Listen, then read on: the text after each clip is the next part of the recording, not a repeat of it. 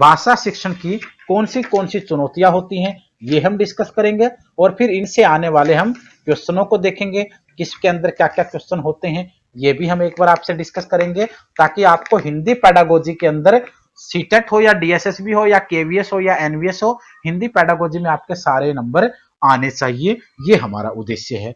तो सबसे खास जो टॉपिक का नाम जैसे आपने देखा, भाषा शिक्षण में कौन सी चुनौतियां होती हैं।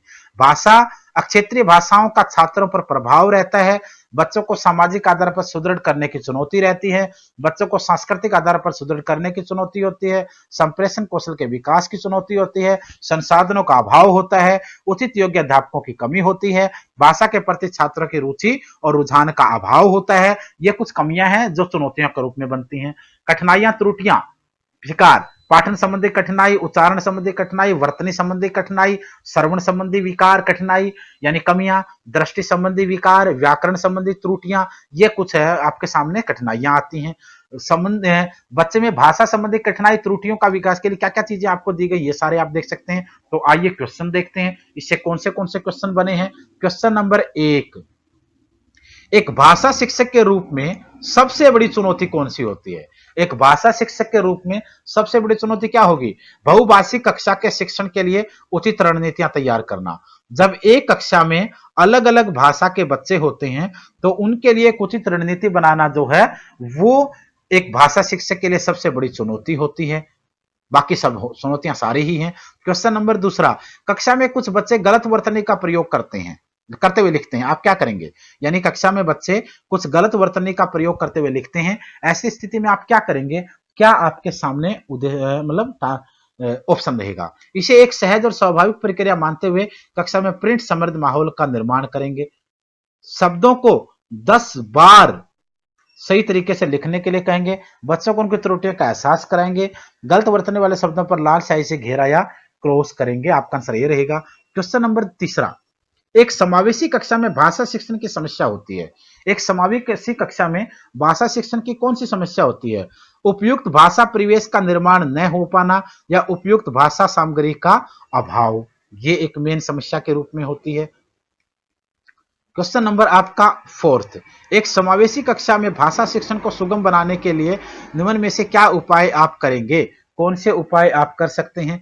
पाठ्य सामग्री एकत्रित करेंगे, छात्रों में समस्याओं का विकास करेंगे, उपरोक्त भाषा परिवेश का निर्माण करेंगे, तभी जाकर सही रहेगा।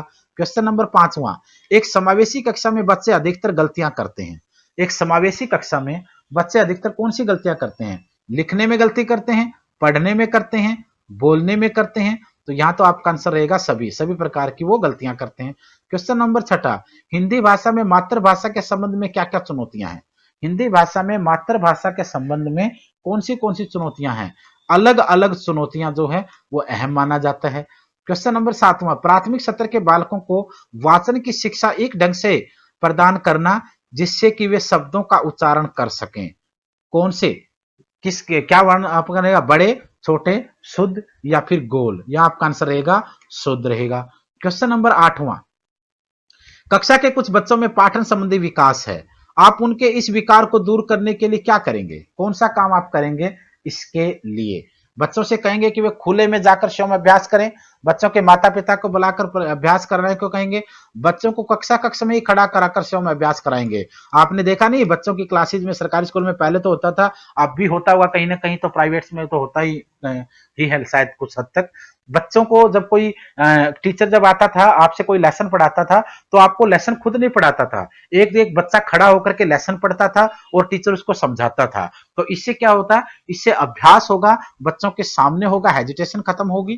क्वेश्चन नंबर आपका 9, आपकी कक्षा में कुछ बच्चों का हस्तलेख बहुत गंदा, हैंडराइटिंग बड़ी खराब है, आप बच्चों को हैंडराइटिंग सुधारने के लिए क्या उपाय करेंगे। अनुलेख, प्रतिलेख, सुलेख प्रतियोगिताएं या फिर उपरोक्त सभी। हैंडराइटिंग सुधारने के लिए सारे ही तरीके हो सकते हैं।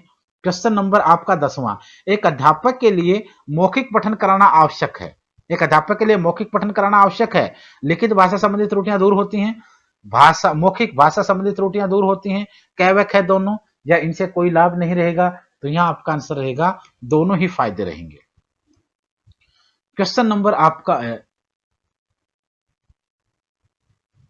नहीं, इसमें मुझे लगता है ये इसकी बजाय ये आंसर होना चाहिए, क्योंकि मौखिक पठन कराएंगे तो मौखिक भाषा संबंधी त्रुटियां ही तो दूर होंगी ना, लिखने वाली तो नहीं होगी इससे। क्वेश्चन नंबर 11, एक शिक्षक के लिए छात्रों में शब्दों के उच्चारण का विकास कराना भाषा शिक्षण की एक प्रमुख चुनौती है। इसके समाधान हेतु आप क्या उपाय करेंगे? इसके समाधान के लिए बच्चों को लेखक की शिक्षा देंगे, बच्चों को वाचन की शिक्षा देंगे, क व ख दोनों रहेगा, ये आंसर होगा आपका। अब चलते हैं क्वेश्चन नंबर 12 में।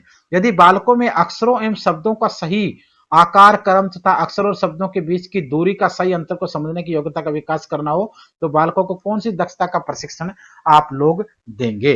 तो इससे लिखने संबंधी दक्षता का प्रशिक्षण देंगे। भाषा शिक्षण से अधिगम सामग्री की प्रमुख चुनौतियां कौन सी होती हैं? तो यहाँ विषय वस्तु के कठिन सत्रों का उचित स्पष्टीकरण करना। क्वेश्चन नंबर 14, अक्षर बोध प्रणाली के माध्यम से छात्रों में निम्न में से किस शिक्षण संबंधी कठिनाई का निवारण होता है? कौन सी कठिनाई का निवारण होता है? आपका आंसर उच्चारण शुद्ध होता है इससे। क्वेश्चन नंबर 15, हिंदी भाषा के मौखिक व्यवहार में शब्दों के शुद्ध उच्चारण का निर्भर करते हैं, किस चीज पर निर्भर करते हैं? तो यहाँ पर बोलने के बल पर, बोलने के सुर पर, बोलने के अनुतान पर, आपका आंसर उपरोक्त सभी रहेगा। क्वेश्चन नंबर 16, माध्यमिक स्तर पर विविध कक्षों में भाषा शिक्षण के अंतर्गत निम्न में से क्या उद्देश्य प्राप्त करने की चुनौती होती है? कौन सी चुनौती उनके सामने होती है? छात्रों को द्रुत गति से सस्वर मौन पठन करने की प्रेरणा देना, अभिन्न संवाद की योग्यता, व्याकरण का उच्च ज्ञान प्राप्त कराना। आपका आंसर यहाँ पर डी रहेगा, सभी रहेगा। क्वेश्चन नंबर आपका 17वां, विविध कक्ष में बच्चों में भाषा संबंधी कठिनाइयां, त्रुटियां, विकारों को दूर करने हेतु क्या उपाय आप लोग अपनाएंगे? कौन सा उपाय हो सकता है? बालकों को अक्षर बोध कराना, बालकों को बलाघात का ज्ञान कराना, अनुशासिक अक्षरों चंद्रविधियों का ज्ञान कराना, अवगत कराना, यानी आपका आंसर सभी रहेगा। क्वेश्चन नंबर 18, प्राथमिक स्तर पर बहुसांस्कृतिक पाठ्य पृष्ठभूमि वाली कक्षा में बच्चे लक्ष्य भाषा के परिवेश में भाषा अर्जित करते हैं। यहां पर कौन सा कथन? लक्ष्य भाषा की अपनी भाषा से तुलना करते हैं? नहीं, धीरे धीरे भाषा के रचनात्मक प्रयोग का अभ्यास करने लगते हैं, ये आपका सही रहेगा। क्वेश्चन नंबर आपका 19वां, विविध कक्ष में बच्चों में भाषा शिक्षण के अंतर्गत उच्चारण संबंधी दोष हैं। कौन से दोष हैं उच्चारण संबंधी? ध्वनि तत्व, स्वराघात, इकार उकार, या सभी? आपका आंसर सभी रहेगा। क्वेश्चन नंबर 20वां, विविध कक्षों में छात्रों में वर्तनी अशुद्धियों हेतु उपयुक्त उपाय आपको बताने हैं। कौन से रहेंगे? उपचारात्मक हो, निरोधात्मक हो? आपका